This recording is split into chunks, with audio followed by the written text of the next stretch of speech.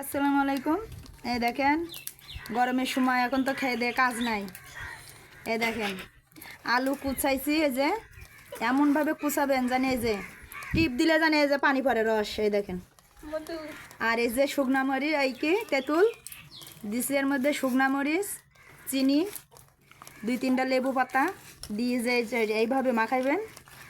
এই দেখেন শক্ত করে কষলে এত সুন্দর কালার আসবে যে দেখলে আপনাদের খাইতে মন চাবে যে আসলে আমাদের আপা কি বানাইতেছে। এটা জীবনেও খাইছেন কিনা জানি না, তা বাসায় একদিন ট্রাই করবেন, খেয়ে দেখবেন, পরে আমাকে বলবেন যে আসলে কেমন হয়েছে। আর লাইক কমেন্ট করবেন কেমন হয়েছে।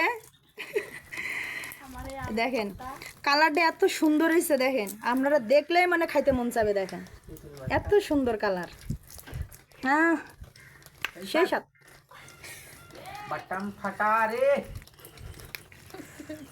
এক মিনিট।